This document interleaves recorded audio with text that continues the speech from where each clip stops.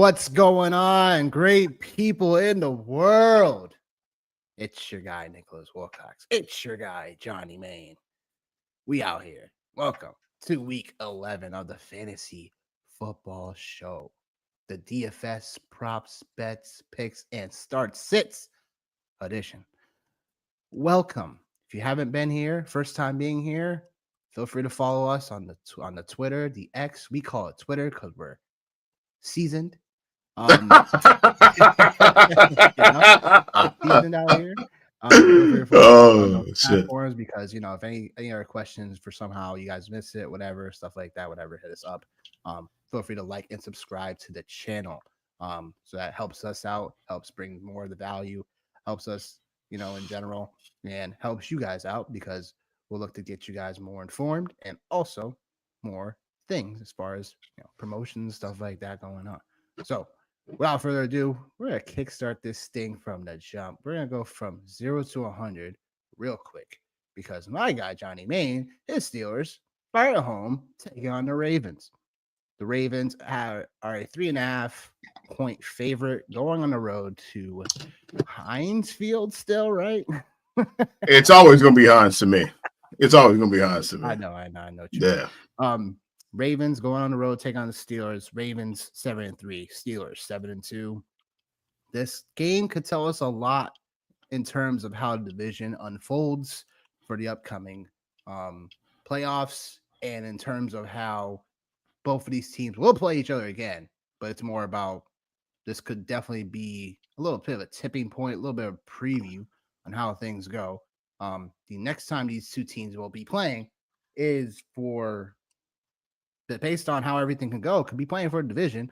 Very well, so. Week 16 taking on it'll be vice versa. Ravens will be at home. 40.5 is the over-under. It's a pretty spicy over-under. But Johnny, the floor is yours. These are your guys taking on the enemies. Right. They the ops. It's just like my nephew would say, they the ops. Yeah, man. Like, obviously, huge game today, man, for the Steelers. First time in a long time, man, we had a meaningful game mid-season. Because typically the Steelers, man, are always a team that's kind of like a second-half team. But I'm super pumped about this game today. I think this game is going to be everything that Steelers and Ravens fans want it to be. I think it's going to be everything that, like, people on the outside want it to be. You got the Steelers coming in right now, damn near a top 12 offense, top 10 offense, damn near, with Russ at the helm of things. And then you have the Baltimore Ravens, obviously 7-3. I think this game is going to be very interesting because I think the Ravens have an issue in the secondary. They've been one of the worst, pass defenses in the NFL. And Russ is starting to cook. I use the phrase Russ is starting to cook. And then, like, one of the things that, like, is really concerning for me, or that, like, I think will be highlighted today, I should say, would be, like, how the Steelers handle the run, for sure. Because when the Steelers get up, teams have to throw. That falls right into, like, what it is that they want to do, like, right, with their pass rushers, their defense.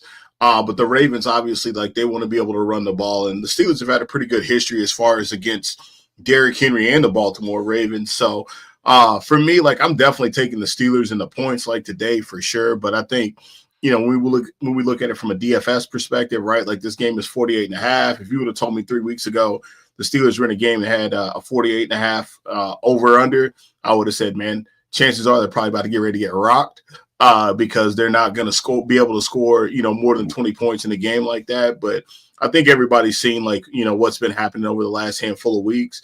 And I'll kind of just, like, pivot to Russ and, like, the passing game, right? Like, Jets, Giants, like, and obviously the Commanders last week. Like, those are the teams that Russ has went against, and the Ravens secondary has been a little bit shaky.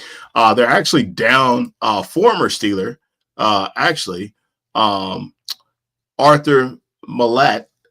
They're down him this week in the secondary, so that should be interesting as well.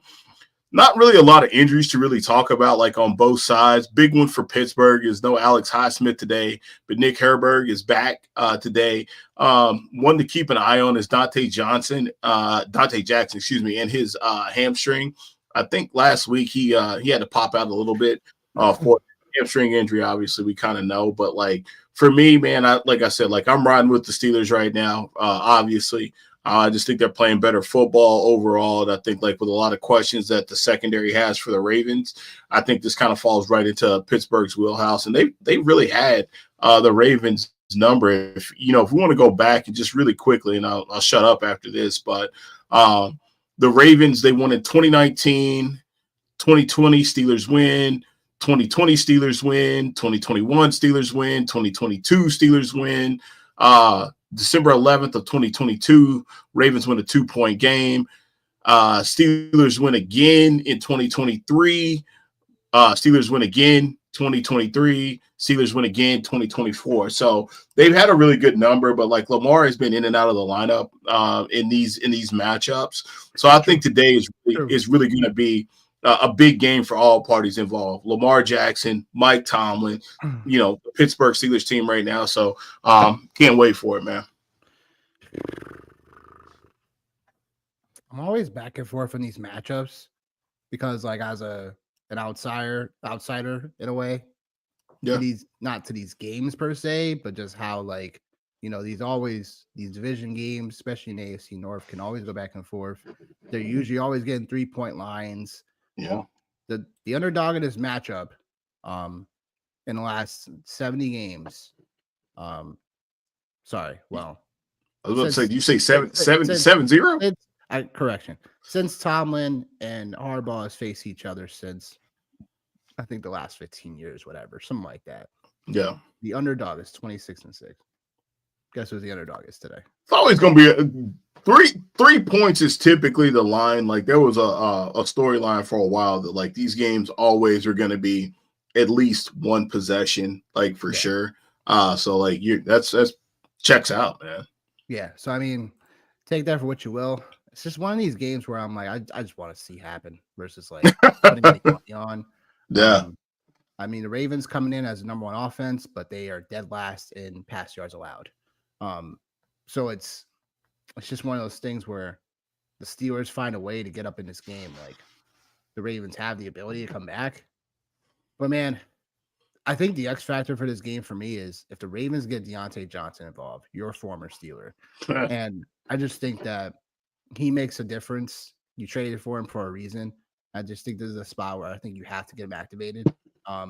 In terms of him making a difference, because I think he opens up, Flowers opens up things. Obviously, Mark Andrews, his presence opens up things. So I mean, there's a lot of things to account for. No Highsmith today for the Steelers. So it's pretty big in my opinion. So yeah, I mean, well, I mean, like for like I would say like for like a typical like outsider, you were done. Right? Like no, like for an outsider, right? Like you, like people would say like Highsmith, like that's a big deal. But when you have a guy like Nick Herberg that like he is a really really good pass rusher, for sure, and like he might be next up in like that line of like Pittsburgh Steelers outside linebacker / pass rushers that's there. So like I love Alex Highsmith. I think he's like probably might be the most underrated player in the NFL in my opinion. But like to have a guy like Herbert on the outside of things, man, like there's not a significant drop off. So like I still feel comfortable with that. But another piece too, man, like is like the Patrick Queen piece, man. Like the Patrick Queen piece, like that's an element of things as well that like, obviously ex-Raven, right, had a really good game last week. Hadn't looked really good like for Steeler fans until last week, but he was all over the place. You got to think he's going to be up big time for this game today, man. Yeah. Man, this is always tough because I like both teams. But I can only pick one. I'm not picking one. So I'm not picking one. Jerry, good morning. Hello. What's up, man? If you got any questions, we'll get to them in a timely manner. Thanks for checking out the show. If you could like and subscribe to the overall channel, that would do us great things. We'd appreciate you if you did so. Next game we're going into is, man, the underdog of the week. We talked about it earlier. Doug Peterson pretty much on his last legs in Jacksonville. Jacksonville getting a 13.5. I think this is I think Carolina was a bigger spread in a game earlier in the year. So it's like one of the higher, obviously, probably the highest differential for points this week. Jags go on the road to the Lions. Jaguars pretty much on their last leg in general. 2-8 in the year. Lions 8-1, soaring high, feeling like they're unstoppable after their comeback last Sunday night against Houston. 46.5 is the over under. I think pretty simply put, it's like, do the Jags have any fight in them? And I'm not sure they really do. You got Mac Jones now starting at quarterback, so Trevor Lawrence. It's just a game. Higher totals for me are usually times where I want to take the team with the points, but just not this scenario.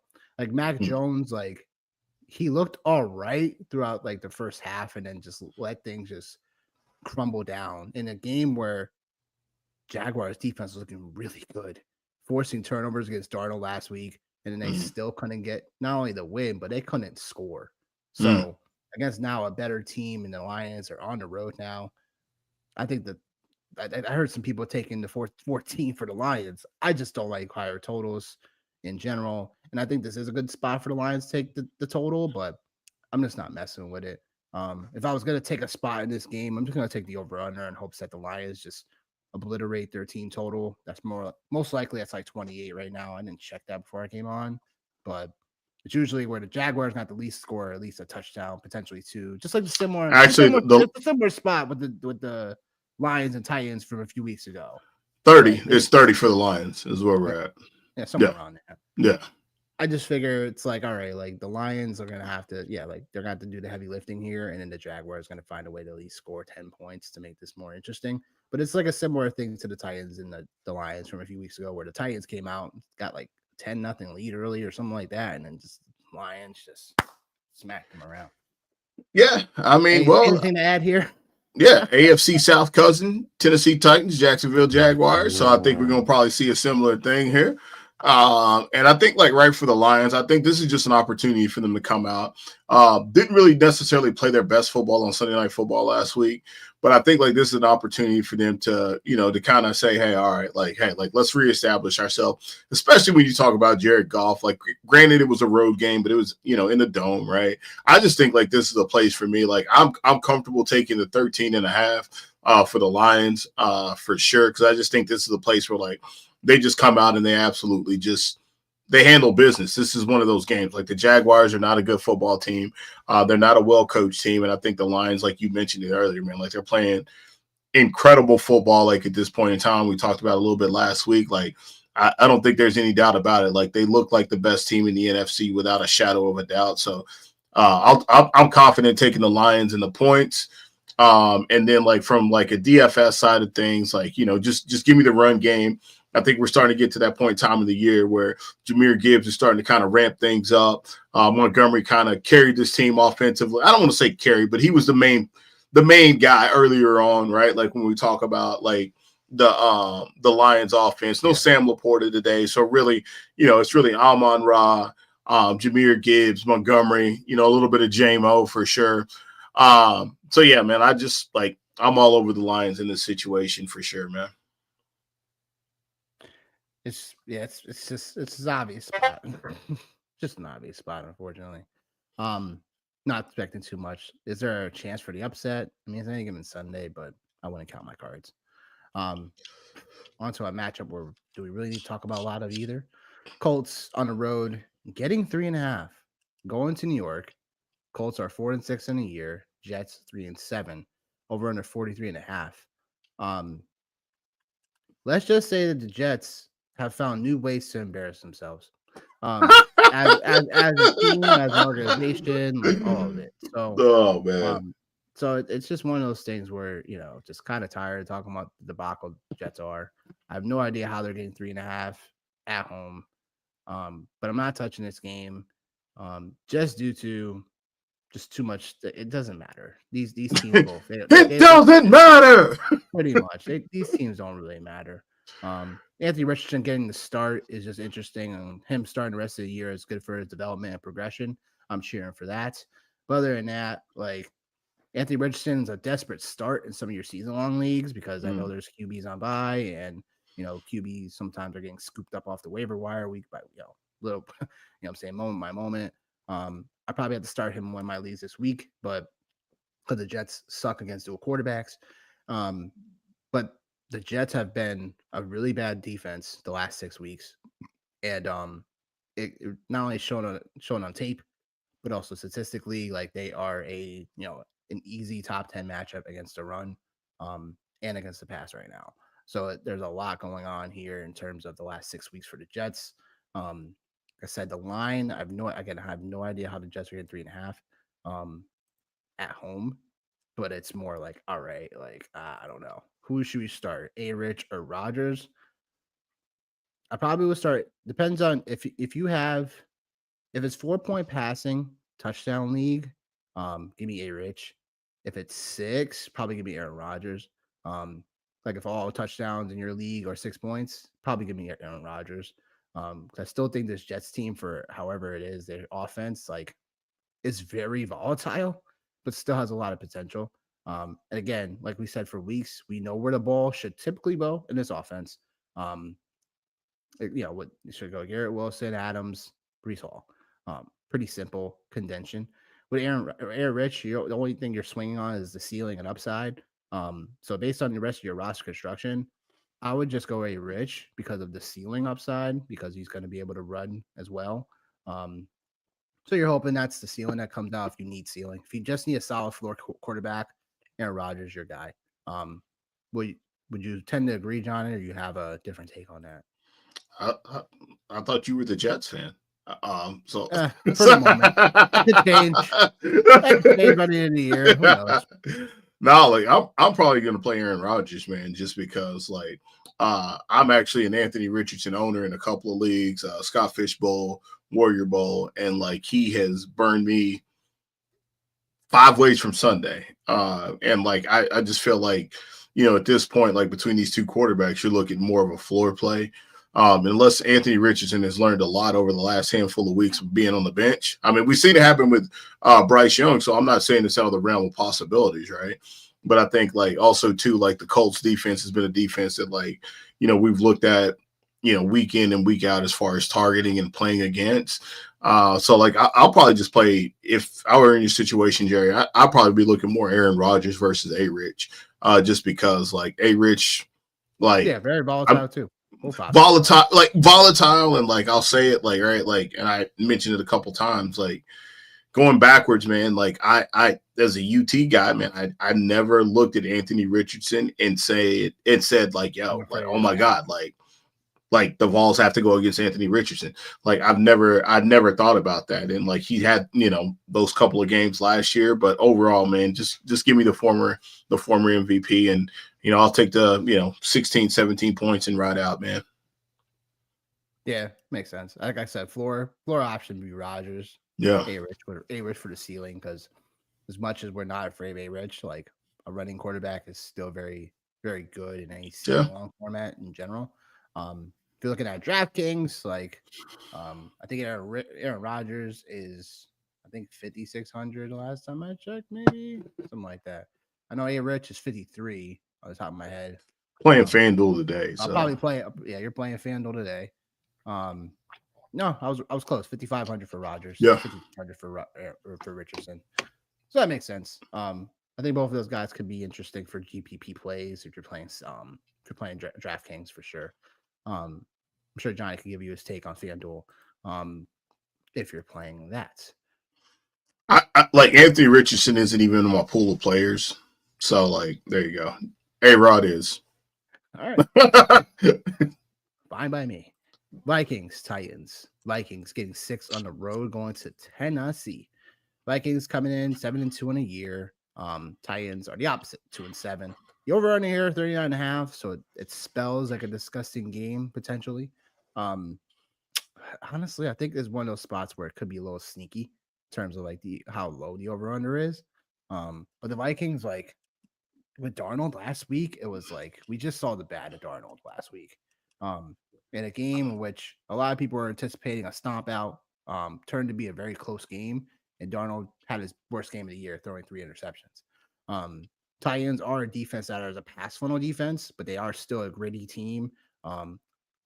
In terms of tape versus paper, because obviously Titans will have a lot of game scripts where they're behind. And obviously, Will Levis proved that he was actually a pretty decent quarterback last week. I mean, kind of in garbage time ish with Ridley's second touchdown of the day. 175 against the Chargers is like, nothing to scream about, but it 5,100 on DraftKings today, like no one's gonna play him today, and they're at home. It's an interesting spot if you're looking for a cheaper quarterback. But I would say in this game, you're expecting the Vikings to win this one, but they have shown us before that this could be a little bit more tired than people think. I just think 6 is still probably the right number, even as a road favorite. But if I'm picking, I'm just going to take the over. I think this game could be a little bit more competitive. You're right. Probably people don't want to spend their money on the over under here. I don't get it. I don't blame you on that.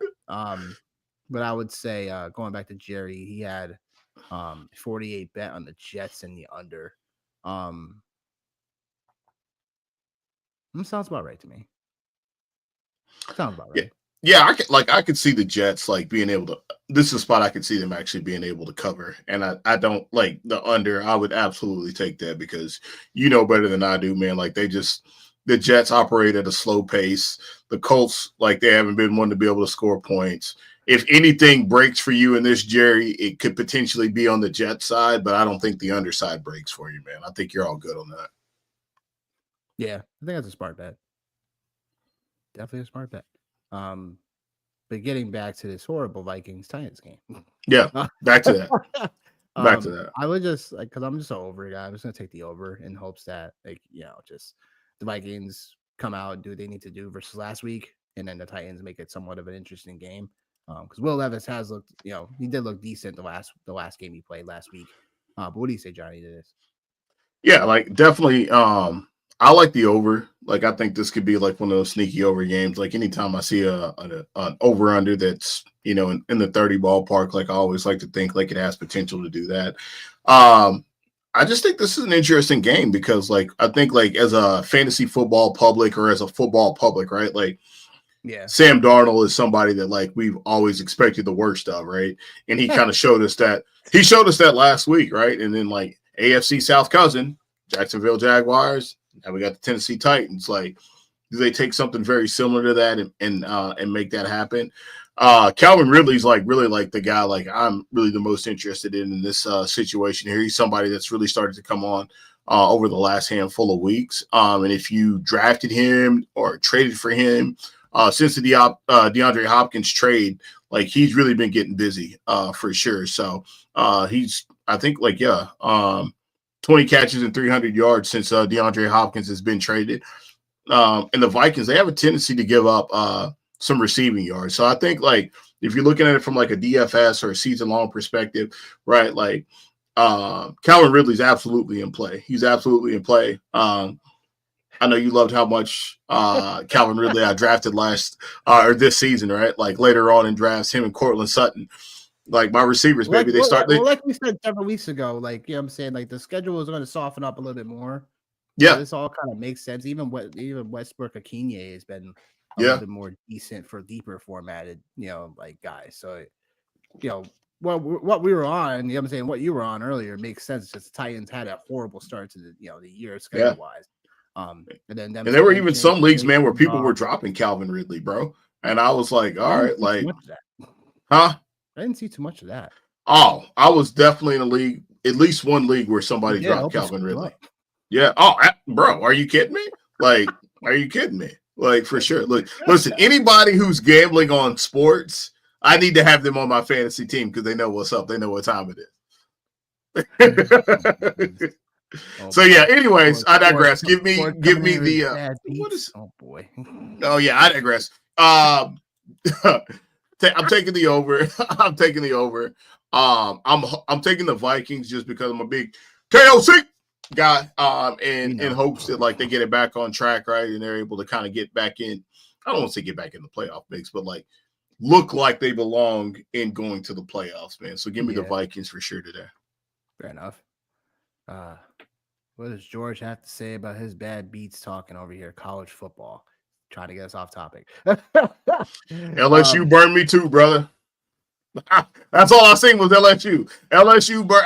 I had one yesterday that was like it was George's an Ole Miss fan, so yeah. Oh man, it was there, bro. Voted for a rival, but all right. No man, I had one that was there. Let me find it, man. It was there. It was absolutely there.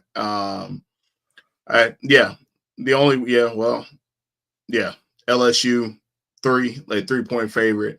Like they burned me. And I think I even tried to tease it as well. And like they burned me as well, man. Like, on the other side of it. So yeah, I hear you, brother. I hear you. Moving on to the Packers-Bears game. Packers getting 5.5 on the road. Going Chicago. Packers coming off the bye, 6-3. Bears 4-5. Just fired Shane Waldron as offense coordinator. Matt Eberflus is next. Who's next? Thomas Brown takes over for offensive coordinator in Chicago, formerly a Carolina Panthers staff, along with the Rams, McVatry, and a former player, obviously. So, what to say about this game in line, right? We're hoping that Love is healthy. In terms of finally off the leg injury that's been hobbling him last couple of weeks. So he had that bye week to get ready for this game. I think I'm just taking Packers just because. Probably just take the Packers because I know Chicago's defense looked really decent, but it's like this offense, man. I don't even know what to expect from them anymore. I just traded for DJ Moore in a keeper league, so I'm feeling okay about that. Didn't give up too much for that, but I have no idea what to expect from the Chicago team. You're just hoping that Caleb Williams is not the same quarterback that's been taking sack after sack after sack the last couple of games. And it's more of like, I think, a young QB progression type of thing that's going on. Because he did that a lot at USC as well. I was gonna say, man, I don't want to say it's a learned behavior, but I think that's just how he's been playing. Like one of my homies, man, he lives in Chicago, and that was one of the things he was all about. Was like he was like, yo, like it's not that like I don't think Caleb Williams is a talent, but he just plays too much hero ball. And I think like seeing what Patrick Mahomes does for any young quarterback, right? Like you try to like mimic what you see. And like that's a one-on-one with Patrick Mahomes, right? And I think Caleb Williams just needs to make sure that like, hey man, like he's taking the time to read the progressions and he's not running out of the pocket and playing that hero ball. But like, I just think that's a learned behavior. I don't think a coaching change coordinator change fixes that. So I think like you're gonna see like a lot of the same stuff that like we've been seeing all year long. Talked about it before, like. It's crazy because when I'm on him, then he starts to go off. And when I'm off of him, then he starts to get on. So I'm going to stay off of him here, man, at this point, just because I think, like, the Packers are a playoff team. There was a point in time where we looked at this division, the NFC North, and we're like, hey, man, it's a possibility for all four of these teams. I think we're kind of starting to get away from that now and kind of starting to see the Bears for what they are. Kudos to the Bears for trying to at least put like the skill players around Caleb Williams. But I think like as we look at it now, like it's just one of those things where like they're going to have to try to unteach Caleb Williams some of these bad habits that like he has. So give me the Packers. I'm back on the Jordan Love train. I'm back on the Green Bay Packers train, like with all of the weapons, all the pieces, Jordan Love. And I think like absolutely, I think this could. I'll take the Packers and the 5.5. I don't necessarily love the over-under just because I think like this could be one of those games where it ends up being 23-13, something like that right there, right? But like, give me the Packers for sure. And then like when we look at it from a DFS perspective as well, the Green Bay Packers on FanDuel, Josh Jacobs is coming in about 13%. I think you may start to find like with him that it may be one of those things where maybe more of yardage now versus touchdowns. And I think this will really be indicative in terms of how healthy or unhealthy Jordan Love is. So if Jordan Love is healthy, then I think like you're going to see more touchdowns from Jordan Love. if it's an unhealthy Jordan Love, I think you're probably going to see Josh Jacobs probably accumulate 20 plus carries, and that run game is going to kind of try to rack up yardage.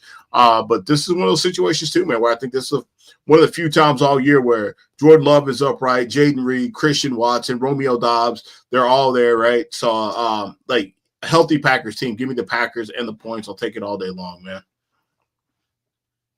Fair enough. Definitely fair enough here. Now going to a crap game. Shit versus stink. Shit versus stink. Might have a part 2 of this on the show. Raiders getting 7.5 on the road going to Miami.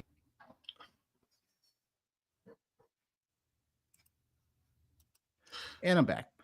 Raiders 2-7 on the year. Raiders get 2-7 on the road. Miami 3-6 after win against the Rams last night. I mean, on Monday. Over under 43.5. I think this could easily hit the over. You're just hoping that Miami returns back to Miami ways. Like it just feels like this Miami team has not just met their expectations at all. And it just comes down to can this team like literally just go back to what they were doing beforehand? So yeah, I have no idea, but I think Miami is a decent 7.5, but I don't know if I want to touch that, especially with the Raiders coming off the bye. They've had 2 weeks to prepare for this team, so yeah. Yeah, I mean, I'm not scared of it, man. I'm not scared of it. I think like we've seen what the Dolphins team looks like with Tua Tagovailoa, quarterback, right, and like just how they could like raise the level of play of everybody else like around them, right? Like they just beat a really good Rams team on Monday Night Football. I think the Raiders, man, like like it just is what it is with them, right? Like they're not a good football team. Like they've had a rotating door at quarterback. Their best wide receiver just wanted to get traded to a team that has one more win than they do, right? So I just think like overall, like when you look at it, like I think this is a great spot for the Dolphins. I'm not afraid of this at all. I think like just the naked eye looking and seeing 2-7 Raiders and 3-6 Dolphins, we get a little bit apprehensive of it. The Dolphins are at home. Like there's not, in my opinion, there's not a lot of reason to be afraid of this game right here. Jalen Waddle is somebody that, like, again, man, we drafted like mad early in drafts. I didn't, but like people drafted mad early. He's probably the most healthy Dolphins wide receiver. Jonnu Smith is looking really good, like at the tight end position for these guys. Your guy, man, Devon Achane, he's been able to maintain throughout the course of the year, been a very relevant fantasy piece. Like as we talk about him throughout the course of the year, might be the only mainstay for this team overall. So like, man, I'm not even blinking an eye and thinking about, oh my God, like 7.5, like, just like, I'm cool with it. Maybe I would tease it down to 6.5 just to make sure like I got the touchdown, which is one of the things like I did do. But like, I'm not afraid at all of the Dolphins, like in this game, as far as money line. This might actually be a spot where the Dolphins could get back to being the Dolphins, and Tua maybe throws for 250 and 2 touchdowns, and Tyreek hits maybe. It's crazy because he's been underwhelming, but maybe he hit 70 or 80 yards in a touch or something. But I like the situation for the Dolphins a lot today, man. And in DFS, season long, money line, you name it, man. Yeah, fair. I mean, I do like it in terms of Miami. If I had to pick something, there's just always the teams come off buys are always interesting how they prepare. Do you think Antonio Pierce do a great job of preparing? I have no idea. So it's just one of those games. It's just gonna stay away from me because Miami, they get their offensive weapons back. So if anything, I'll probably take a team total of Miami. I think that's probably like what, if I'm guessing, there's probably like 20, based on team total. But it's not. I wouldn't take the points. I would just take the money line. No, 7.5 is like that's two. Like it's realistically it's 2 possessions. And to your point, man, like I would knock it down to 6.5 on the tees, so that way I could at least just get the touchdown. But that extra hook makes me a little bit. I'll pass on it. Oh boy! And then like the reason why it's probably this line as well, because like you got freaking Gardner Minshew starting again. He's already been in and out the damn lineup. It's like, just stick with one quarterback. No, well, one quarterback. That's easy to say. You're not the guy that's walking around with 2 wins. You're not the guy that's walking around with 2 wins. That's easy for you to say, champ. Fair enough. Revenge game for Jameis Winston. Browns 2-7, Saints 3-7. Both of these teams are basically done. But from entertainment purposes, this should be fun. The Browns are getting a point and a half on the road. So basically winning by a field goal in my eyes. Saints at home. The over-under is 44.5. There's a lot to like from the Saints from how they played last week. Because they just played with fire, pure grit. And just wanting to like break the stigma of what has happened for their season. Now the Browns going on the road for basically almost a pick 'em. They're coming off the bye. It just feels to me that Jameis Winston's going to want to try to light it up here. It just feels that way for me. I hope that's what happens. But give me the Browns straight up. I think they are a better unit, encompassing, and I know it's just Derek Carr. I just can't trust him. It just comes down to that. Like, I'd rather just give Jameis Winston the opportunity to keep on air raiding the ball. And that's just where, if anything, the Saints defense has been looking okay. But now no Lattimore on this defense either on the back end. Like, I don't know, man. Like, I'm gonna take the Browns here. The over-under, man. The only reason why I want to take the over here is because I think, if the Saints have an early lead, I think the Browns are going to keep on chucking the ball all game. But this could be the week for Nick Chubb as well. Who knows? Saints have been bad against the run for the last 5 weeks. So, yeah, give me the Browns straight up. Give me money line. Give me the points. Give me the over. Okay. All right. Well, I will say this, man. New Saints head coach, Darren Rizzi, Fashizzi. That guy is jacked up on Mountain Dew. For sure. That guy is jacked up on Mountain Dew. Like, that guy is intense, man. I love it. However, though, man, I do think I'll agree with you, man. I think, like, one of the things the Browns have done a good job at all year long, man, is just mucking it up, man, for every team that they play against, man. Like, they've, like, defensively, no, they haven't met the standard that like we thought they would be, but it still hasn't been easy sledding for any team that they played against. And I think when you have a quarterback who is sporadic as David Carr, like and then there's no Chris Olave, our poster boy Alvin Kamara, like what he's gonna do, man. Like he's gonna get busy. In the passing game, and obviously he's the Saints' best player at this point in time. So just from a volume perspective, like I think like he's going to be able to get there. We got my guy Seti Tillman, for the Browns, which I feel good about. Like I'm playing him in a lot of places, in season long and even in DFS as well. Which he's actually one of my top 4 owned wide receivers at max entry. A lot of 150s today in FanDuel, and he's actually one of my guys, man. Him and Waddle, we talked a little bit about Waddle. So like those are 2 guys just right out the gate that like I'm playing more of than anybody else, like in my GPP formats. So you're on Kamara this week, I see. Yeah, man. Like I don't see why not, man. Like just from a volume perspective, right? I think like he's got to be there, and like the Browns are gonna muck it up. So like I don't think they're gonna be able to like completely run away from the Saints. So I think like he's still going to be there, whether it's like not necessarily with Kamara. It's not always about like the rushing game with him. It's more about what he does in the passing game, but he can get it done either way. Right. So like, I just feel comfortable playing a lot of him. He actually is like the running back I'm playing the most of today in my GPP. So long story short, man, it's probably a game I'm not actually like touching from a betting perspective. Like just because like it could go either way, man. Like it really could. But I do like Kamara, like as far as like DFS goes. I do like Seti Tillman as far as DFS goes. But if somebody made me pick in this game, I'll probably just go ahead and ride with Vegas, man, and take the Browns. Probably take the under and roll out, man. Vegas and the Browns, huh? Yeah. Interesting.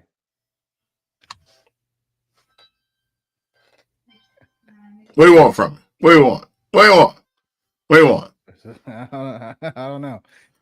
Not much. Shut up, man. Oh man. Um, this could be a little bit more interesting, honestly.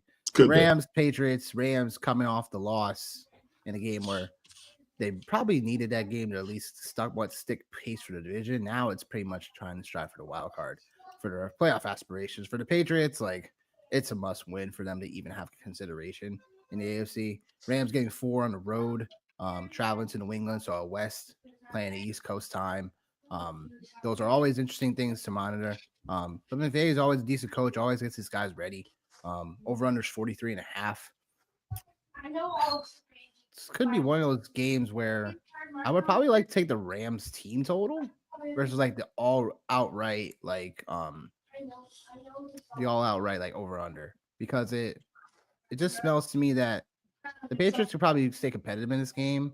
But the Rams have looked pretty, besides Monday was like, again, Miami kind of took the fight out of them a little bit later on in the game, and the Rams just kept on scoring field goals. Like, they were not scoring touchdowns. So 23.5 is the team total on FanDuel for the Rams. No, I know they're explosive. It's probably what I would probably go with though, versus like the outright over. What do you say? What do you say to this game, Johnny? I like the Rams in this spot, and I'll tell you why, man. I think just seeing how they came out flat on Monday night against the Dolphins, I think this is just a get right spot for the Rams. I think the Patriots have been pesky all year long. We've seen games where like they've been super competitive, and then we've seen games where like they look like the team that like we thought they were going to be in the offseason. And I just think this is a game where they're going to be who we thought they were. In this instance, the Patriots have done a pretty good job overall as far as quarterback play and not allowing a lot to quarterbacks. But I think Matt Stafford obviously is a different animal. And then when you get the Rams and they have all of their weapons in place with Puka and Kupp, which Kupp, man, he's looking a little man. And Puka is looking like I know you're a big Puka guy, man. And I'm already kind of. I don't. It's like picking children between those guys. Actually, I don't know, man. It's so, man. I like Cooper Kupp, but I like Puka Nacua coming out. Like I did call this. Like Puka Nacua, I'm starting to get a little bit of more love for it. Like in the offseason, I was kind of like, all right, man. Like he looks like he could be like a Hines Wardish kind of player. And I tell you, man, like just thinking about it for next year, I'm like, all right, like I'm in on Puka for next year for sure. I just think it looks like he's starting to like assert himself as the alpha as far as the pass catchers in that group. Yeah.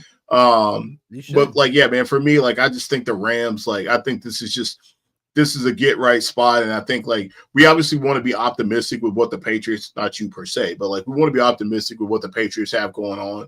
And just like they're a younger team, right? And like they've been pesky with like a lot of teams this year. I do like Drake May on the DFS side of things today, just obviously given his mobility and stuff. And a lot of their players are a lot cheaper. And I think everybody knows I'm a Ramondre Stevenson truther. But just give me the Rams all day long, man. Like in this situation, I think this game is not close at all. If you ask me, I think the final is definitely not going to be close. I'm not touching the over under, but I will take the Rams in the 4 points for sure. Yeah, I think Rams definitely cover in this spot in the road.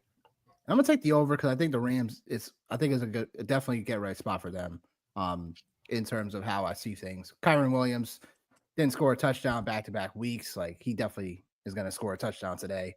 Unfortunately it's mega juiced on lines though. Yeah, too juiced for me. Yep.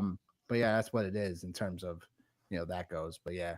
Paige gonna get their ass whooped today. Yeah. Going to the 4:00 games, we got a couple, and I think they're all pretty relatively competitive.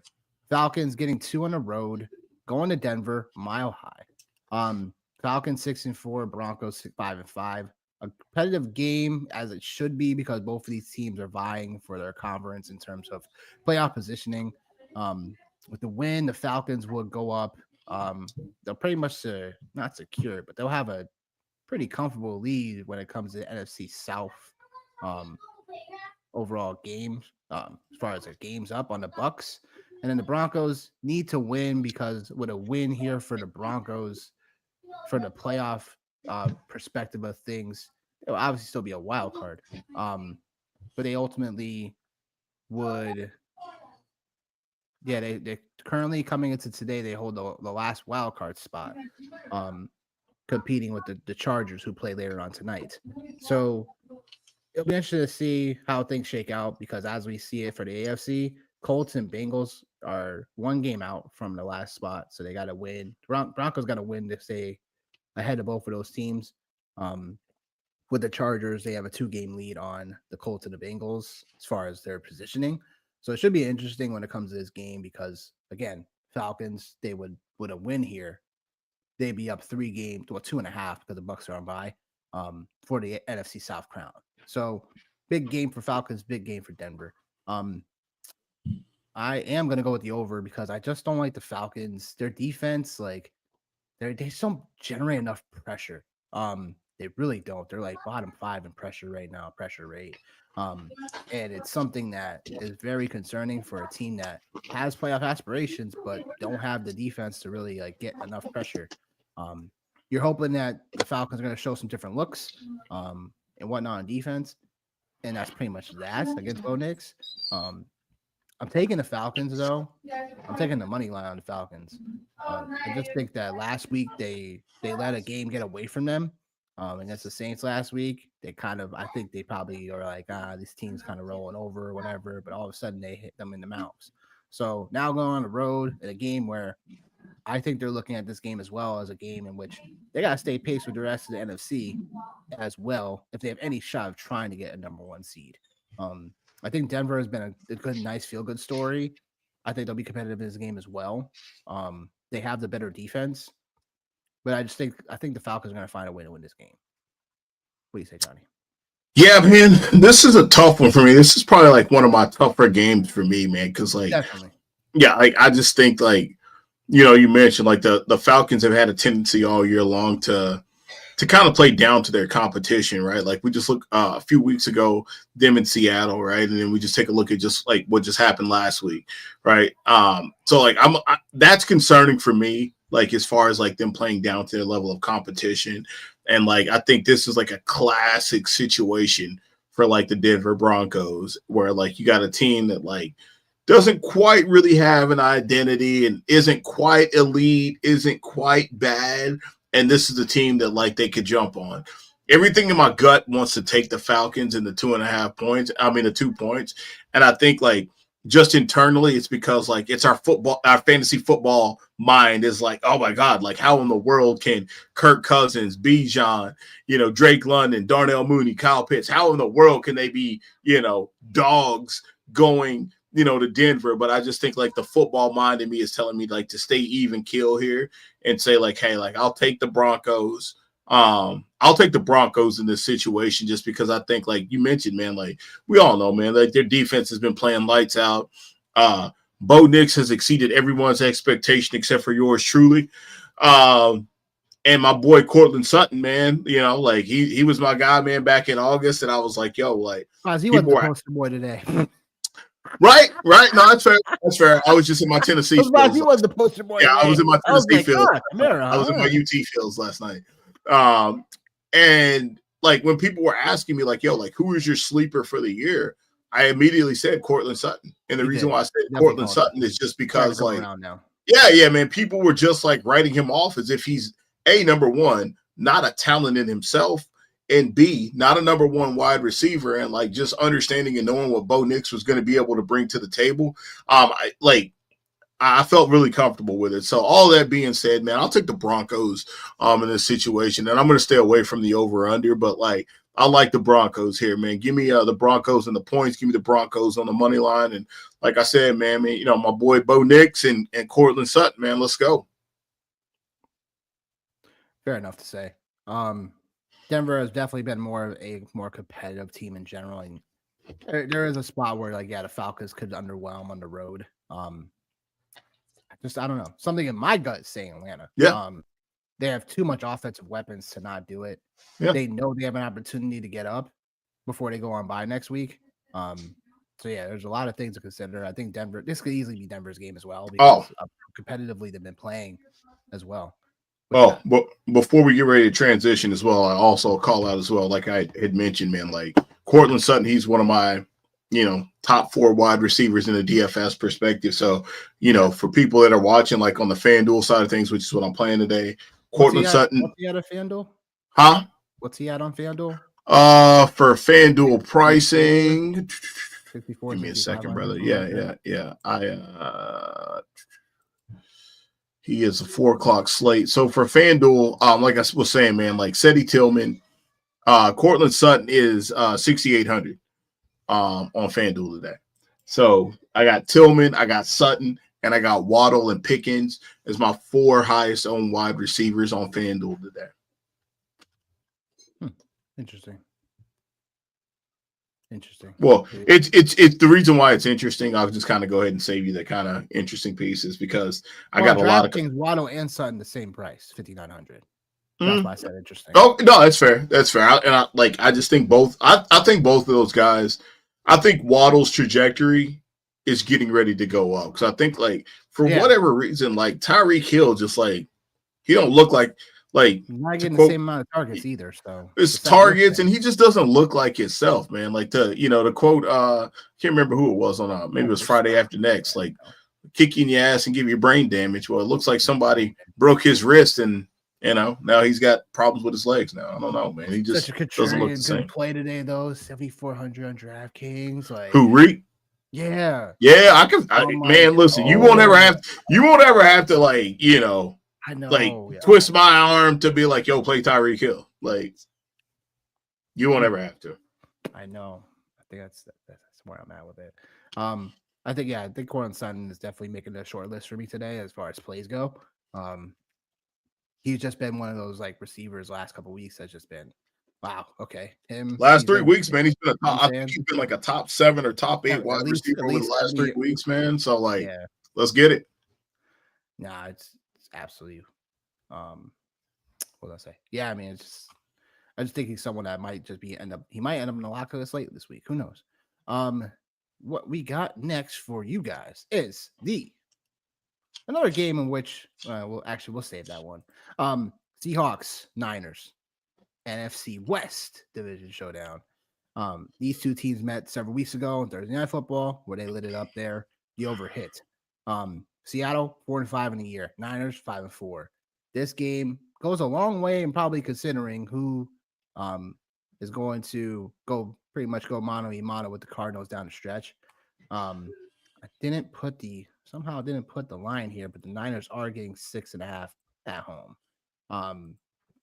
They are getting 6.5 on the road, and potentially no Kittle because Scheffler came out this morning saying that unlikely. It's very unlikely that he plays. Check the news, obviously, but that would be very interesting for DFS purposes. In general, your season longs had to start Kittle in the Cookout League today if he's out. More bad news for that team. Anyhow, enough about me and my selfish needs. I think the Seattle Seahawks are going to make this a game. I just think the Niners. I'm going to my bag and I'm going to go into my bag on this one. All right. If the Niners don't cover and if they don't win by double digits here, just don't consider the Niners as a team to be as one of those like final teams in the fighting for a Super Bowl in the NFC. I don't care if Kittle's out today. I still think you have enough talent with this team in general. You got CMC back, obviously. So he's someone that is definitely like gonna make up for all this in terms of how it goes. He had 6 catches last week. He had over 100 scrimmage yards last week. So yeah, like look, CMC is starting to look like the guy again. We just need to see it. Yeah. Just need to see it. I know the Seattle Seahawks also are preparing for CMC as well, but here this spells too much like the Niners are going to cover this one and cover it pretty handily. Because if they don't, again, I'm just not going to take this team as a serious contender moving forward. Because it's a statement game. They have to win this game pretty much to keep pace with the Cardinals, who the Cardinals have an easier schedule down the stretch than the Niners do. So the Niners got to look to make this, if they don't win by double digits, like they at least got to come out and make this game as a statement game for them.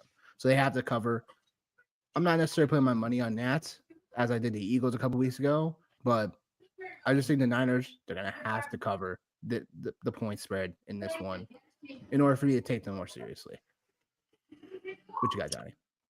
I think this, like, from a DFS side, like, I think this is like one of the, other than like the Pittsburgh and Baltimore game, I think this is another game obviously that has shootout written all over it. It's one of the higher over unders for the week. And I think it's going to live up to that, right? The Seahawks defense have been suspect at best. The Niners have been vulnerable in the passing game. We got, like, just like we mapped it out, one of the league leaders in passing, Geno Smith. I know, right? I know. And then you got DK Metcalf coming back, right? So I think, like, that's another element. And DK Metcalf was very vocal when they played on Thursday night a month or so ago. He was very vocal about what he thought about the San Francisco 49ers in their secondary. So I'm really interested to see. And he's a guy that, like, wasn't garnering a lot of ownership. And I'll just double check again, but, like, he was a guy that wasn't garnering a lot of ownership as far as FanDuel went. And I don't know what he's looking like on DraftKings, like I said, because I'm playing FanDuel today, but he's still not garnering a lot of ownership, right? He's still coming in at like 5% owned. And, like, if you give me a week that I can get DK Metcalf at 5% owned in a situation where the Niners, last week they were, giving it up all over the field, I'll take that. Ken Walker obviously is another guy when we start to talk about season long. Like, he's a guy that I think has been going. People haven't been talking enough about him as far as, like, season long and, like, where you drafted him and his performance. Granted, he's missed a couple of games and whatnot. But, like, he's been somebody that's been a really solid performer for you. Fringe RB1, fringe RB2, for sure. So, like, as far as I look at it, like, I like the over in this game for sure. Like, that's a place where I'm comfortable, like, staying at for sure. And then Christian McCaffrey coming back, like, he's somebody, like, I've been very vocal about as far, like, I love Christian McCaffrey, the player, like, don't get it twisted, but, like, just everything about the Niners aura this year, like the loss in the Super Bowl, like the injuries early on, like, Christian McCaffrey not being there, Brandon Ayuk in his contract situation, the losses on defense, right? Like, those are just all red flags to me about, like, the team. But the Niners are still fighting. They're still fighting, and they're still finding a way in a division that's very mid, if we want to be honest about it, right? Division. That's how mid it is right now. But it's mid, man. Like, it's mid, right? Like, like you have, the Jekyll and Hyde Cardinals, Jekyll and Hyde Seahawks, like, and then, like, the Rams have been fighting through injuries all year long on a revamped defense that's actually starting to look pretty good. But yeah, all that being said, man, like, I like the over in this situation. That's probably about as far as I'm going to go. But also Deebo Samuel from a DFS perspective, right? Deebo had a monster game whenever these two teams met earlier on in the year. So, like, I feel good about the over piece. And, like, if I'm in a DFS world, obviously I am, I feel good about that. I think, yeah, he had 3 for 102 on 5 targets. Granted, one of them was like a big chunk play, but, like, it's Deebo being Deebo, and we're in a space now where no Kittle today. So, give me some of those 49ers pass catches. Give me Deebo for sure in DFS. You got Ricky Pearsall, who's been looking really good. You got my boy Jawan Jennings, shout out UT, who's there as well. So, yeah, man. And Brock Purdy, dude, like, underrated, man, from a fantasy perspective. He's been getting busy all year long. You got him really late. If you're playing, like, you DFS, like, I feel comfortable playing him as well. So I think this game has just got a lot of really good DFS fantasy pieces in it, and I look forward to this shootout for sure at 405. Yep. Makes sense. Makes a ton of sense there. My guy Deebo. We got my bike pump. We got a question from Garrett. Garrett, we need to know if it's half or full or if it's DFS related. To answer, like, your question in its entirety. If it's, like, random, like, if it's just start one in general, I would probably go Jennings because you got to double check the news for Kittle being out. But I'd probably say Jennings. That's tough because I like Lad as well against the Bengals tonight. In a game that they'll probably have to go, throw the Lad a lot more as well. And there's still a chance for a potential blowout situation for the Seattle game. But if Jennings is part of that blowout, he scores 2 touchdowns. That's perfect. Got to get there somehow. Got to get there somehow, right? That's it. Got to get there somehow. I'm gonna take Jennings because he has more big playability right now. I know we saw Lad go off a couple weeks ago against the Saints, but it was more on like that one big play down the field, down the seam. PPR, man. You know what I'm saying? So I'm gonna take Jennings for the big play upside, but it is a little closer than I would, it is a little close to me because I would like Lad as well, especially in a game if it's full point PPR or Lad getting all these catches. But I'll say Jennings. Brock Purdy been playing too good lately. Yeah. And I think for me, like, just ultimately, right, like, we haven't really it's weird. It's to my point about the 49ers. Like, we haven't seen a game yet where it's like we have all like it's been like a different combination of players like for the Niners all year long.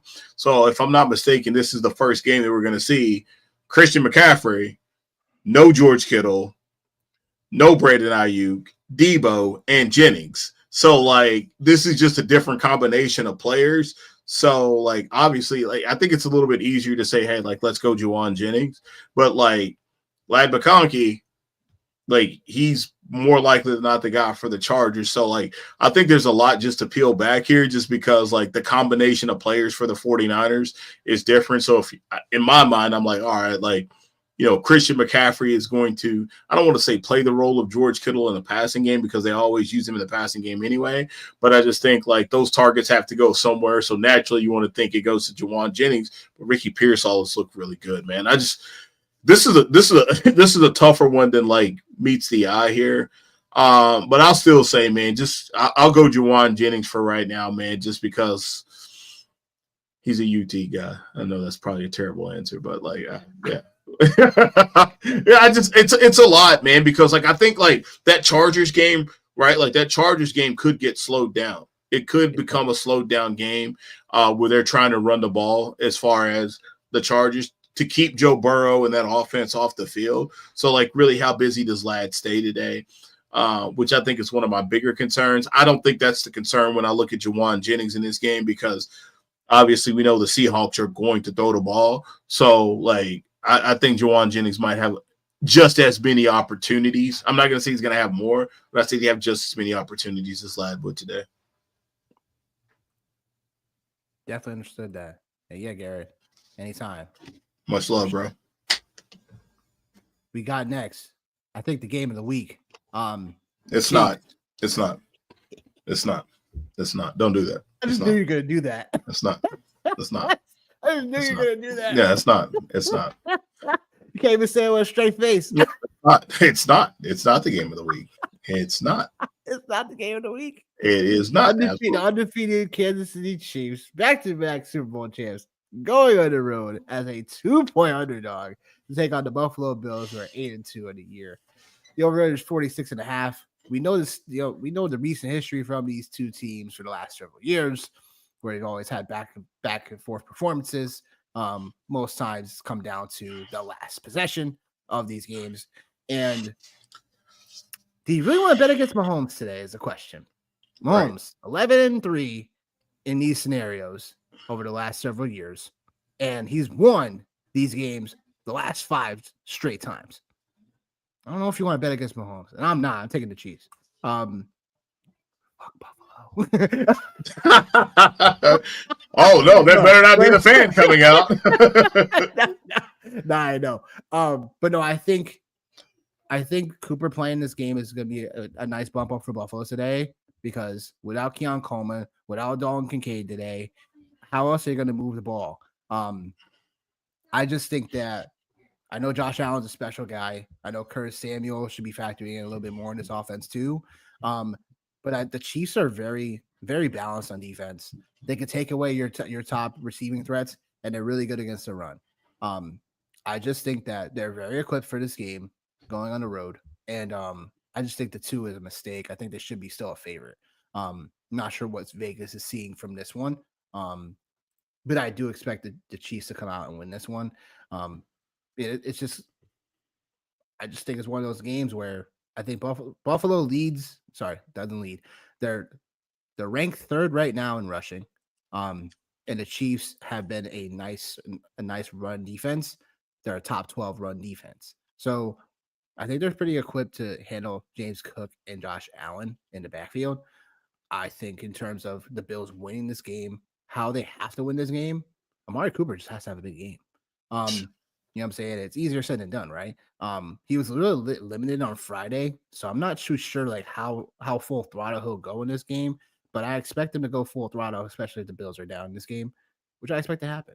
Kareem Hunt playing out of his mind right now with all the work and carries they're giving him. Kansas City, that is. And then Mahomes. Is he a different quarterback now that Hopkins is here? The past 2 games, it seems Mahomes like it, bro. A lot more friendly. They both do, man. I think like, all right, like they're like, you know, Patty Mahomes is gearing up for the second half of the year. Like I think like we've heard this narrative before, like with teams that have been, you know, wildly successful as, you know, the Chiefs have been and stuff. It's like, you know, the first half of the year. It's 800 on DraftKings today. Dare we? Well, not playing DraftKings, but I am playing some Patrick Mahomes on FanDuel. And he's actually starting in one of my season-long leagues. Actually, 2 of them, actually. But yeah, I just think like, right, like D-Hop has got something to play for now. And I think like the Chiefs are starting to see the forest for the trees. This is, I'm just going to go, I'm going to get in my bag here for a minute. Oh yeah. You know, I'm about to get ready to get on my analogy kick. Like this reminds me of like a cash money, no limit, you know, situation here. Like the Chiefs are cash money and the Bills are no limit. Like it's almost like there's nothing you can do to stop them. Like, you know, like the Bills are putting out like good music, if you will, but like the Chiefs are putting out bangers. Like they put out bangers. So like I just think it's one of those situations, right? Where like I've said it all year long, like watching film, man, like I said it last week, man, and I'll continue to say it. Like, you know, the Bills' schedule has been light. They beat up on bad teams. Their defenses looked really great against bad teams. Yeah. They're playing against, you know, Patrick Mahomes. I don't expect the Bills' defense to look as good as it's looked in, you know, the 8 other scenarios that they've had all year long. I expect for it to look like the 2 scenarios that they had on the other side of that. That's what I expect is that right there. And I think the Chiefs' defense is still, it's underrated so much, and I keep saying that, and some people are probably like, you're crazy because they're not underrated, but like when you say who's the best defense in football, obviously like no doubt about it, man, like the Pittsburgh Steelers have one of the best defenses in the NFL, but so do the Kansas City Chiefs, right? Like they have one of the best defenses in football. So man, like just give me the Chiefs all day long in this situation. For sure. I wouldn't say Kareem Hunt has been playing out of his mind. I would just say that like he's getting all the volume and he's getting all the work. And he's playing in a very, very, very, very, very, very, very, very prime situation. And he's been able to benefit from that. Travis Kelce, you know, he's back on that T Swizzy, man. You know what I mean? So he's looked really good. And like you said, man, D-Hop has been a renaissance man. So like it's I think like the Chiefs are playing some of their best football right now. I still think they can be had, man. I still think they can be had. I just don't think it's today. And I think this is more name brand than it is real life. So I'll take the Chiefs as a dog all day long and twice on Sunday. Give me the 2 points. Give me the Chiefs on the money line. I'm not messing with the over under. Yeah, we're in alignment. Like, we're in euphoric state right now. Oh my goodness! Sunday Night Football, and then we got Monday Night Football. Yeah, Bengals at Chargers. Basically, a pick them right now. Bengals coming in and pretty much a must-win game to keep pace with the rest of the teams in the AFC. Chargers 6-3 in the year. They are up 2 games on the Bengals in the wild card standings at the moment. The over under 48.5. Sunday Night Football, baby. What do you say to this, Johnny? I'm gonna let you take this. For me, man, like I don't know, man. Like I still am in belief that the Cincinnati Bengals are a team to be feared, man, because until they're completely out of contention, like that's the only time I'll believe it. And like T. Higgins is coming back this week, and I think like one of the things like I was saying last week was like I think there were some stats that were floating around out there about Jamar Chase and his production when T. Higgins wasn't there. Well, you could absolutely scrap all that shit now because of what he did last week. So it don't matter if you got me out there lined up at wide receiver. It looked like Jamar Chase is about to get busy. But I think like right, like this could potentially be a playoff game if you really think about it, man. The Chargers are in a really good place. Just overall, Harbaugh's got this team rolling. But like I feel like I want to take the Bengals just simply because like they still have a lot to play for, man. And like they understand like their situation.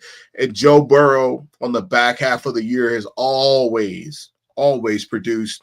Yeah. And even in primetime settings, right? That's another narrative that I'm taking into consideration. Like with these guys, it's just their primetime setting. Didn't necessarily look good against the Giants a few weeks ago on Sunday Night Football, right? But the Giants are pesky. They're pesky with everybody. But I think this is a situation where I like the over in this scenario where if the Bengals get out to a quick start, a fast start, a hot start, whatever, like the Chargers are going to have to throw the football. And like Justin Herbert, still from just a raw, pure quarterback perspective, is still one of the best, passers in the game, still one of the best quarterbacks in the league, like no question about it.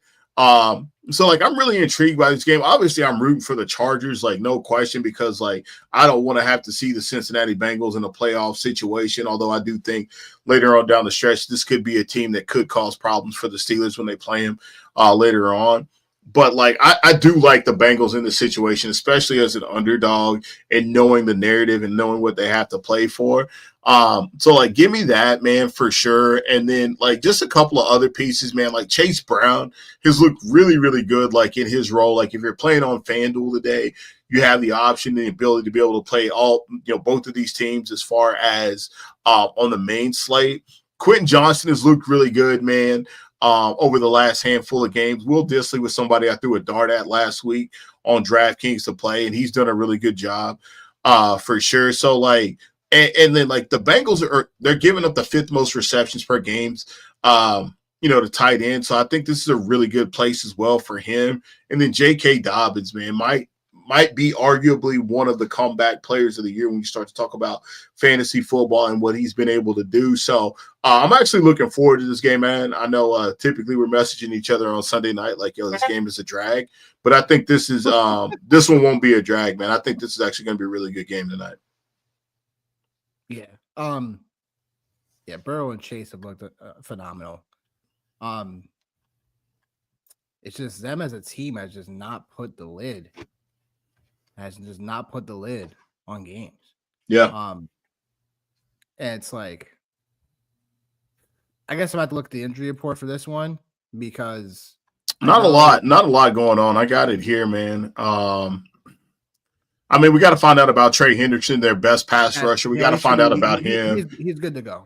And Orlando Brown, he was questionable as well. Gus Edwards is back for the Chargers. Joey Bosa's back. Khalil Mack is back. So like, the Chargers defense is starting to get a little bit healthy. So like there's not any big injuries per se. So I think this is really going to be like, this is a power matchup, man. I don't think it should be the Sunday night game. I think it should be the Steelers and Ravens, but like that's another story for another day. But I still think it's going to be a good game, man. Wait a minute. This game was flexed out for guess who? Oh God, let me take a look and see. I can tell you, the Colts and the Jets were supposed to be playing Sunday Night Football tonight. So be happy, and I'm happy that they didn't that they went a different direction. Yeah, I'm glad they went a different direction, but I just think like on a slate where you have the Steelers and Ravens, the Bills and Chiefs, like this is the game you come up with, man. I think you could do a little bit better than that right there. But yeah, that's some playoff implications. So it does, man. Like I'm not like brutally upset, but I'm just like could do better. Better. I mean, both cornerbacks are back for the Chargers this week, and Tristan Fulton, who is the leader in the secondary for this team when it comes to playing receivers. So You're only hoping that Chase gives him, takes him away a little bit. So I'm taking the Chargers, though. I just think the Chargers are playing great brand of football right now. Just in terms of, it's simple for them, right? They're going to look to establish the run, but also Herbert's going to have his opportunities to carve. And a Bengals defense that we know is, again, very subpar. I know Hendrickson's playing tonight, but the Chargers, it's going to be Hendrickson versus Joe Alt on the left side. That offensive line, it's going to be the matchup of the game for me, because if Hendrickson could easily get a couple of sacks in this game, it's going to disrupt the Chargers, what they want to do, especially if they're up in this game.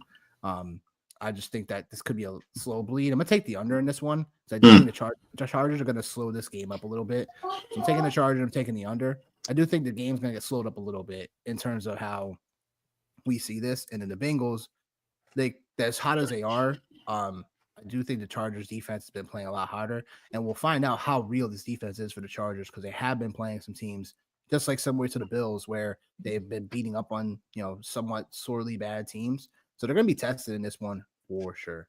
So I'm looking forward to it. I do think that as much as the Bengals are a team that is, should be somewhat feared until they're gone, I just don't think they have it this year. They've blown leads, and they haven't sealed games up. The Ravens game should have been sealed up. The couple games we talked about, the first game of the season against the Patriots shot. Hey, I don't really buy into, like, my whole motto about week 1 stuff, man. I don't think the season starts till week 4. I get it. But like, you're talking about the Ravens, right? Like, that is a division game, so like we always talk about, it's like, both games though. The volatility of like games division. The Ravens should have had both games. Yeah, not disagreeing, man. Not disagreeing. But it's more about, I just think there's too many times we look at the Cincinnati teams and they looked great offensively, but the game and their team in general, they just have not sealed up games, and this is why they're here where they're at.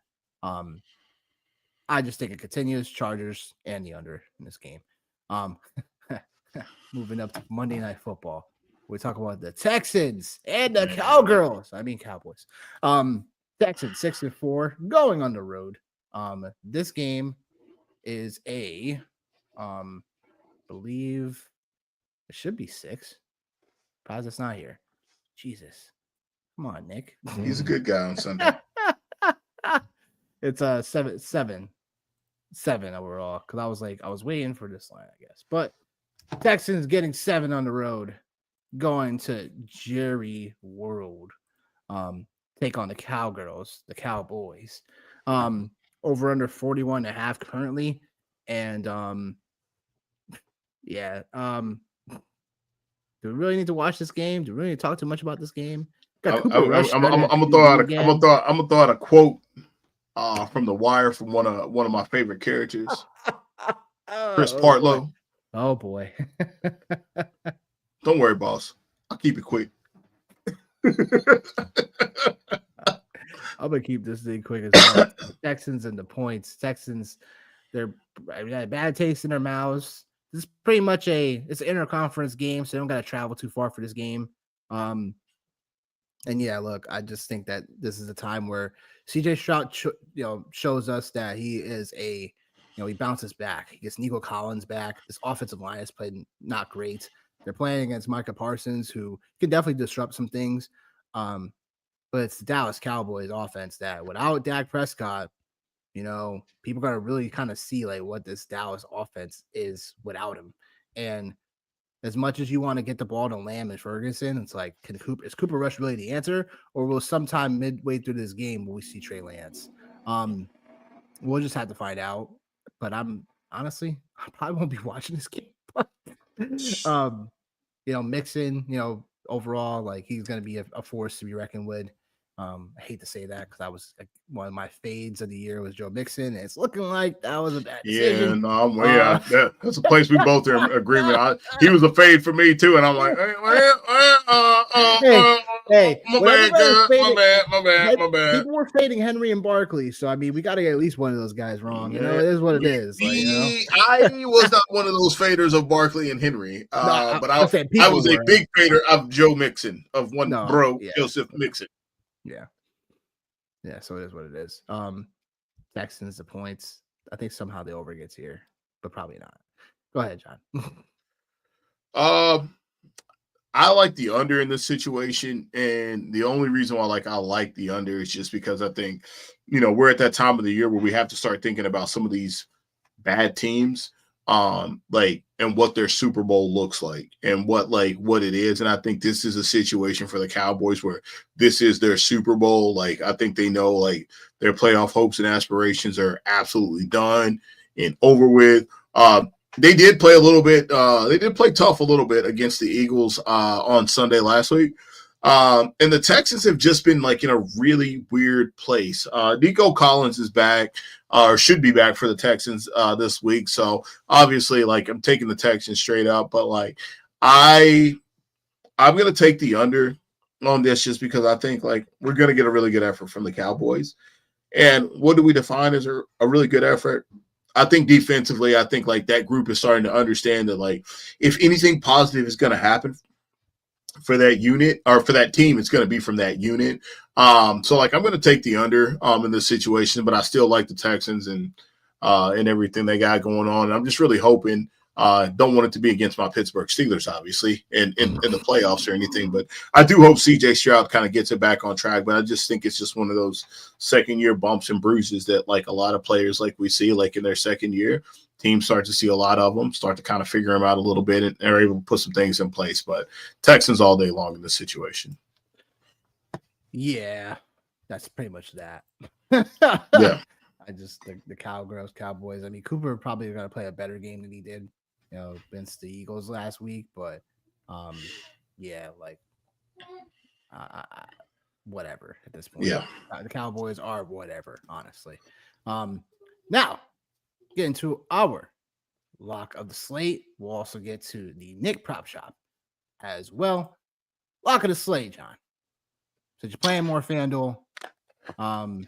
We'll probably still be. I think we'll still be on the same. We'll still be on the same path. But Ish. What you got? Yeah. What you got for me? What you got? My highest owned players on FanDuel actually is like I said, Kamara and CMC at the running back spot.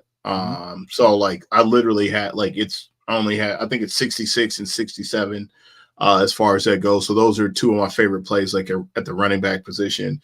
Yeah, and then just because tight end's a dumpster show, I won't even go there. But at wide receiver, George Pickens is my number one guy today. I think I've been standing and dying on that hill since back in May.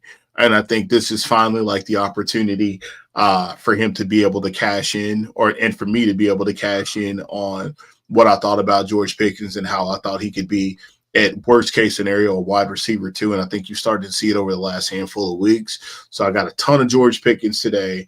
I got a ton of Kamara. I got a ton of Cortland Sutton and Cedric Tillman. So this to me feels like one of those weeks where it's my UT guys, the guys that I've been really adamant about all off season. This feels like a really good place for them. So that's where I'm at in the DFS space. That's fair to say. Where I'm at is you're gonna love me for this, but CMC is someone I'm very prioritizing this week. Yeah. 8,300 on DraftKings, and on DraftKings especially, he's one of those guys that I don't. CMC is one of those guys that you have to have in terms of he's utilized everywhere, rushing, receiving. Sometimes he'll throw a touchdown. You never know. But I just think it's time to kind of buckle up on CMC here and make sure we start cashing with CMC in our lineups. Cortland Sutton's the other guy has a lock here, 5,900 on DraftKings. I just think he has more usage this week in a more competitive matchup. I think Miami will get there against the Raiders, but Waddle at the same price, 5,900. It remains to be seen, kind of who I feel will be a little bit more higher owned than the other. Because I would say as I'm seeing for range and ownership, it's still both of those guys are still around like 5 or 10% ownership for either one of those guys between that range. So it remains to be seen like which one will kind of like win out. But I think both of these guys are great plays. I think Denver's going to have to throw the ball more in the game against the Falcons. So I think Sutton's been hot. I think I'm just going to roll with the hot guy. Yeah. Other guys I'm considering and probably will have is Metcalf, 6,500 on DK. Yeah. Seattle, I like that. They're going to need to keep on doing what they've been doing this season, and that's been throwing the football for Geno. And again, in a game where I do think the Niners in general are going to look to, put the clamps on them, I do think in a game where Seattle has to stay competitive, it's Metcalf, it's Waller, it's JSN, mix a sprinkle of Lockett. And that's pretty much how it will go. 6,500. We need Metcalf to he needs to have at least score for 3x. That's what I like to look at. He needs to have 20 points for us. So he probably needs to have a touchdown, 80 yards, and like 6 catches. Totally doable. All in the realm of possibility for that guy. Totally doable for Metcalf. Absolutely. So that's what I got for the DFS locks of the slate. Prop shop, 55% of the year. Looking to improve that after an ugly 3-8 record. I'm not happy about this, guys. Definitely not. And we're correcting that this week. We're going to go over the top 3 plays, and we got some 1 p.m., 4 p.m. props before we get out of here. So, first, I'm just going to give you guys the top 3 plays overall, and it'll be mixing around as we go along. Top 3, I have very high dollar amounts on. CMC anytime touchdown. Look, CMC, people. Remember, CMC literally I think he holds a record currently for the most touchdowns consecutively, throughout season. Oh yeah, I remember that. I know him and Kyron are neck and neck. I feel like it's him actually. I feel like it's him. So yeah. Hopefully people aren't forgetting about that, but that should be an easy smash. I took that on FanDuel for the anytime touchdown because the odds were a little bit better. Achan, I gotta go with my guy Achan, right? Over 99.5. That was on FanDuel as well. But I think DraftKings was 105 or something for that line, 106, something like that. I know it moved up a little bit there. So double check your books for whatever you guys are betting on, whatever book you got. Feel highly on that because I think if Miami's going to run away with this, HA is going to have a big play in this. He's also been the more all-purpose back here in general. Mostert's been a thing, but not as much as clearly as he been last year. And then Tillman, over 4.5 catches. I just think him and the rapport with Winston is definitely there. They've had another week to get prepared. A couple weeks ago, I went with the Moore or Judy route, and it wasn't really in the cards because he likes Tillman, he likes Njoku, and it's everybody else. So I do like Tillman for 4.5. You could take the receiving yards. I think I saw that 55.5 as well, but I'm just taking the 4.5 catches to be a little bit more safer in a matchup where this could be a little bit more of a muck-up game. In terms of how things can go. Nick Chubb made my short list. He made my short list, but his yardage props started to go more and more up as the week went along. So I was like, I'm just gonna, be safe and not take the line. But it's something I highly considered for a play in general. The 1 p.m. props are as follows. We already talked about Achan, but I'm including Waddle in this because, like we talked about, Tyreek Hill, on the chance that he's not Tyreek Hill again today, it's because Waddle had some type of play in it. Waddle has, on the Monday Night Football game where, a game where Miami somewhat needed to at least win. Not only win, but also keep pace in the playoffs. Our guy Waddle here, finally kind of showed some rapport here with Tua. He had 57 yards. The first time he's had 50 yards over all season. So hopefully the rapport is sticking there with Tua when it comes to these guys. And, it's been a weird year for Miami, like we talked about at the top of the show, where with Miami, they've been a offense that they really pepper their receivers from a target rate when it comes to this team offensive. But this year, it's been a little bit more half and half between the running backs and tight ends. In terms of usage, they've been getting the ball to Jonathan Smith a little bit more, and that's because sometimes Tua wasn't in the lineup this year. But Achan has been getting a lot more underneath work for this offense. So that's just where I think these guys correlate as well. So you could take them both. You could take one or the other. I'm taking them both because the line's just a little too low for Wild still for me for what he can still produce. Next plays. You could take them all. You could take them all together as a little single game parlay, just what we did last week. Fortunately, we came a little short on that one because the game wasn't as throwy. But again, in this matchup, I think Lamar 237 passing yards for the number one offense in the league. Like, I think when the Steelers are going to also look to, try to take away Derrick Henry a little bit. Yeah, look, I think Lamar is going to be, slinging it a little bit, whether it be behind or still in front. I think they're going to have to do that. Russ Wilson, easy. The reason why is because the Ravens 32nd in the NFL, the bottom, and pass yards allowed. And then Pickens here, because Pickens has been looking tremendous with Wilson under center. I'm not gonna say it again. And that's what I got for that. Pop Douglas to me showed up. He's a better price on FanDuel, so definitely check that. But 3.5 catches for Pop Douglas. This offense is a lot better for Drake for the Patriots with Drake May under center. Have more confidence in this play because he's just been getting check down after check downs. This offense is going to move better with Drake May in a game that I think the Rams are going to, like we talked about earlier, should cover their team total 24. And in a game where the Patriots got to keep on throwing, Drake May could also be a guy that, I didn't look at his prop per se in this game, but I think that's something you can also take if you want. But I'm going with the safety here, and I'm going with Pop Douglas for 3.5. Hawk over 4.5 catches. Looked stellar even with less than 50% of the snaps last week. He had 7 catches. I'm sorry. The Titans have allowed 7 catches, at least from tight ends or more in 5 straight games. And then Tillman as well. We already talked about him as well. That's the 1 p.m. slate of games. The 4 p.m. props of the day. You already talked about CMC, but we're going to mention him again.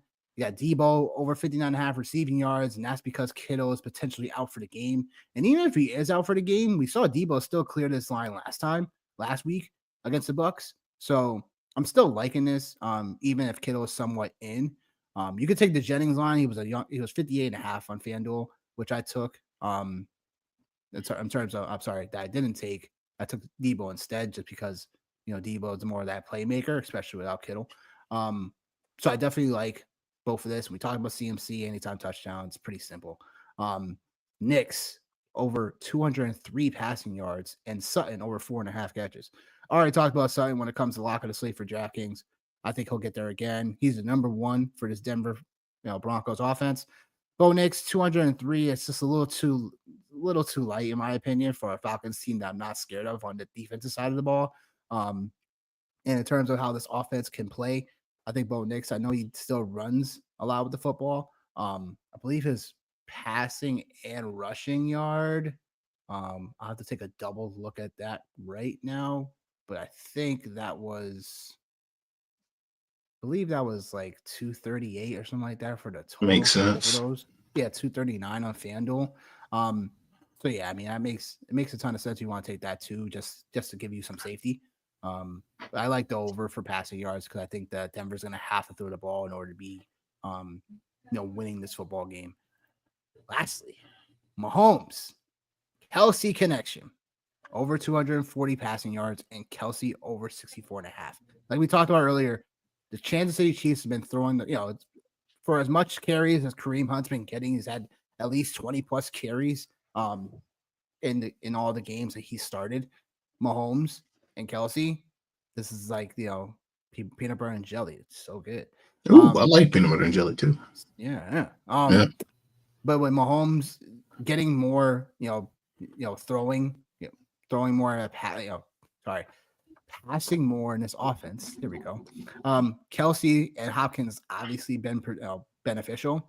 Dare I say though, I think Worthy's going to have a nice. I knew you were going to say that. I knew it. I didn't touch it, but he's still volatile. But I think at some point Worthy's going to have to play a role. Yeah, I know. I seen what you did. I seen you slid in there and picked up Xavier Worthy. I seen that. I sure did.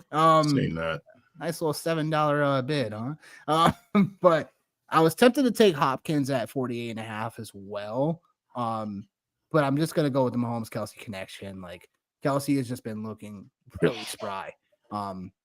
Since they've acquired Hopkins, and that's just opened things up for Kelsey. I know Juju's back this week, but I don't exactly.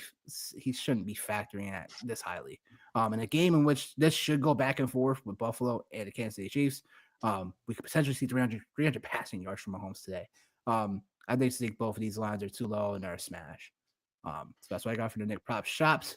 Again, if you guys are not following us on X, Twitter, these are the taglines below. We appreciate you guys every single week for coming out, supporting us in general. And then, Johnny, any final thoughts for the people? Oh, man, just, appreciate the engagement. I always say no, and then I start talking. That's one of my ticks. Sorry. I'm going to have to fix it. No, I appreciate all the views, man, for sure. Definitely follow us. Continue to keep the engagement for us. And obviously let us know if there's anything you want to see, good, bad, or indifferent for sure. But as far as from a football perspective, I think, what it is today, man. And like I said, I think today is a day that, November 17th, we're going to find out for sure about George Pickens and him coming through in the clutch. But no, man, I'm just excited for this week, man, for sure. Ready to watch some football and, see what the AFC has to offer, man. Yeah. I mean, I guess final thoughts for me is go Anthony Richardson. Oh my God. Jeez. Oh my God. No, but I'm looking forward to the Chiefs Bills game because it's one of those games where you just want to watch versus bet. But I have a little money on that game, so it's gonna be interesting. I think in terms of the rest of the games of the slates, Ravens Steelers are obviously a game we're gonna watch in the early game. I'm sure you're gonna watch that game. I'm not going to watch that game. What would ever make you think I'm going to watch that stupid game? I mean, you got a Steelers hat on, right? Don't you? Man, are you kidding me? Listen, man, I got my daughter walking around here in a Minka Fitzpatrick jersey and some UT pajamas, man, in hopes that maybe the UT score will reverse some magical way. So, yeah, I'm all in. Oh, God. Good Lord. Join us on Tuesday for the waiver wire trade advice edition. If you guys still got some straight trades coming up for some of your leagues, I know most leagues are about to lock for trades. If you're on Sleeper, I know some people have another week or whatever on ESPN stuff. But it will be geared more towards waiver wire moving forward and who should you be adding and dropping because that's the time of the year, and also who you should be stashing and stuff like that. So all that fun stuff. Have some questions for us. Have some engagement for us. We greatly appreciate that. So for me, for John A, we'll see you guys on Tuesday night. We look forward to seeing you guys there. Peace. We out.